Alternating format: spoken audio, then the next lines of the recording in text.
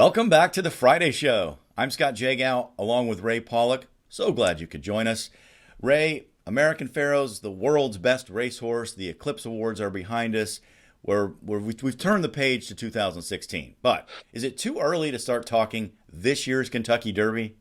Heck no, it's never too early to talk about the Derby. You got your picks in yet, or are you going to wait a while? No, I'm going with Aero Force, but I'll let you know on May 6th for sure. All right. Anyway, this is the fourth year of the point system.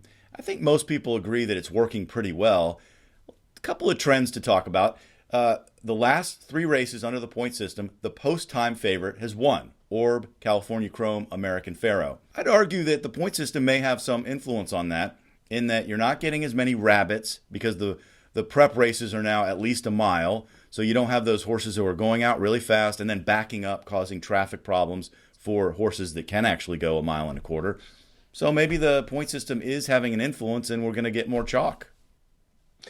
Well, I think it's too early to say. You can go back in the 1970s and find 6 out of 8 winning favorites, and then you have a 20-year gap from 1979 to 2000 from when there were no winning favorites. So I think it's more coincidence than anything else. But I think the system works. In part, two of the winners of the last 3 years had the most points going in.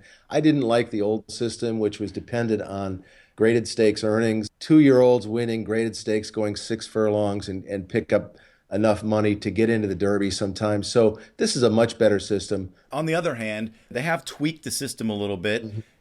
Given more points to the Breeders' Cup Juvenile, which I think is important. And it might really be important for Nyquist this year, right? Well, that's right. He got 20 points instead of 10, which the previous Breeders' Cup Juvenile winners got. He had 10 points going into the Breeders' Cup, so he's got 30. Now, 30 points should be enough to get into the starting gate based on the last few years. 20 points in 2 of the 3 years, 10 points actually got in the field. So he's only going to have one prep race in a Derby points race, and that's the Florida Derby.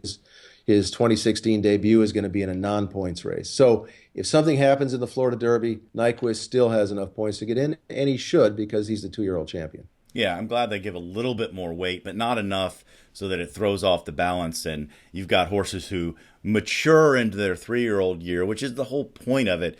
It goes 10 points for the winner, 50 points, and 100 as you get closer, and that kind of sets up for the optimal event. So the road to the Kentucky Derby will be continuing in about a week with the Holy Bull and the Withers. We'll continue to talk about it as we go forward. They're in. They've left the machine, and betting is closed. Last weekend, ESPN's deadpan artist Kenny Maine called a race at Santa Anita. Big deal. So what, right? Well, it's been pretty polarizing, surprisingly. Some people hate it. Some people are like, lighten up. Where do you come down on this? Santa Anita has done this before. They had Conan O'Brien, the comedian talk show host, call a race, and he put a segment on his nightly show. And now Kenny Maine. And Scott, what they're doing here is they're messing with the sanctity of horse racing. This is serious business. Anybody who watched the Eclipse Awards on Saturday night knows this is a grim, serious business. You're not supposed to have fun, even if you're getting awards. It's all, sort of like this. So having Kenny Maine call a race is just horrible. And he called, I think, the wrong horse. He did. I'm not sure in the end that wasn't on purpose, but I get some of the criticism, and I think his sense of humor is not for everyone. However, we were on ESPN in the middle of January, which is unusual. Well, I don't think he's going to win the worldwide search for a replacement for Trevor Denman. But to those who criticize Santa Anita for putting him on the air, I say you figure out how to get horse racing on the air on a dead Saturday when there's not a lot else going on. On ESPN, yes. That's right. Good point. And somehow I believe horse racing will survive this. I think. On a more somber note, we have to end the show by remembering 3 important horses who passed this week, Ray. Yeah, we lost King Mambo, an important sire and a good racehorse who was at Lane's End Farm. Arch died earlier this week of a heart attack, an important sire who sired Blame, the Breeders' Cup Classic winner, and 10 other Grade 1 winners.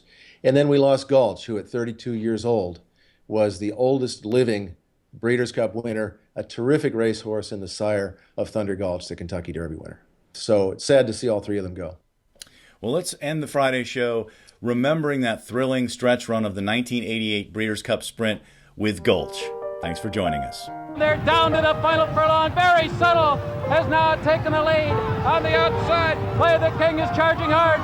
Gulch is right there. Gulch emerging with the lead.